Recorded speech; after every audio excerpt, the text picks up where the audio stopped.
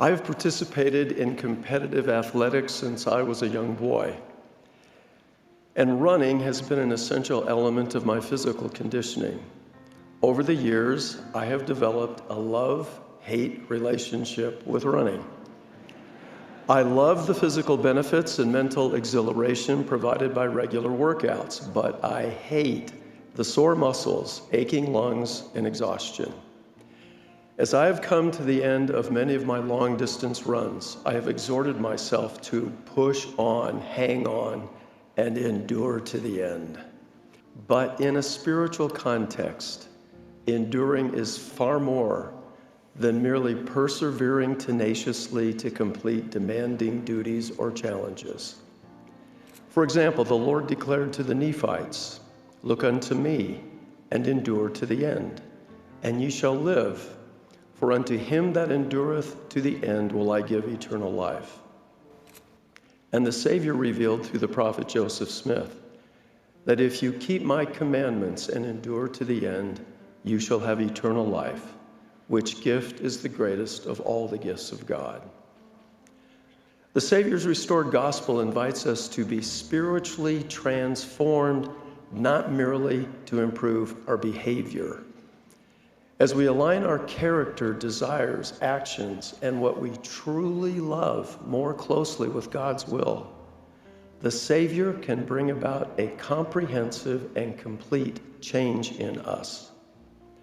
This mighty spiritual change is possible only through the merits, mercy, and grace of the Holy Messiah. Spiritual gifts are blessings and capacities given by God to his children through the power of the Holy Ghost.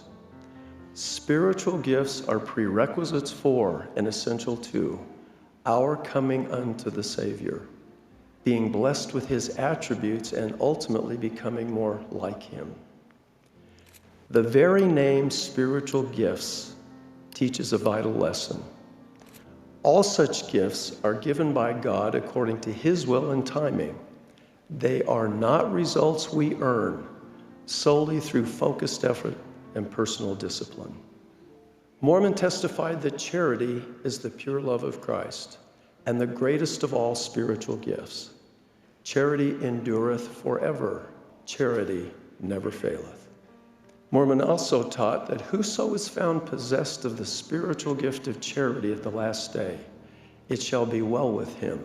We can possess charity, but ultimately charity should possess us.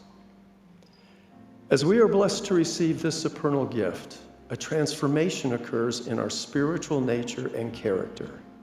For disciples of the Savior, charity encompasses both what we do and what we can become, as this spiritual gift ultimately possesses us. But at a higher and even holier level, charity is the very essence of the end toward which we are enduring, becoming new creatures in Christ. This concluding article of faith is an admonition for us to do good, to be good, and to endure to the end in coming unto and following the Savior and receiving the heavenly gift to love as he loves. As we follow, love, and serve the Savior, we gradually focus less on our own desires and interests and more on understanding and addressing the needs of others. We do not merely perform benevolent deeds. Rather, our state of being is changed and becomes increasingly Christ-like. Charity then ultimately possesses us.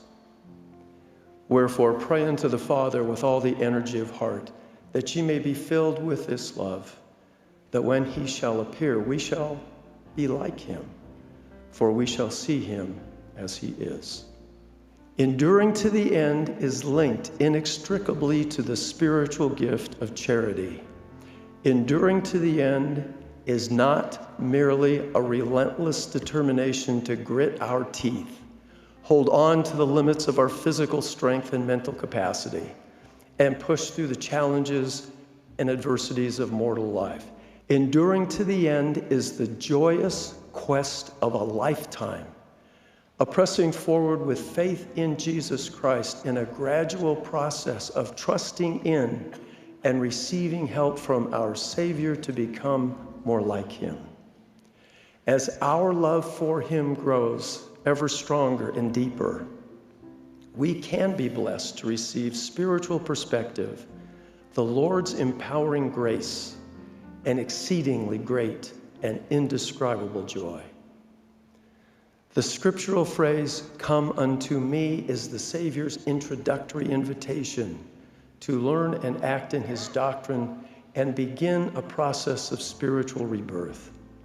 The scriptural phrase, "Endure to the end," is a repeated reminder of the mighty spiritual change in our hearts that should be ongoing throughout our lives. The Lord revealed to the prophet Joseph Smith, "All thrones and dominions, principalities and powers shall be revealed and set forth upon all who have endured valiantly for the gospel of Jesus Christ."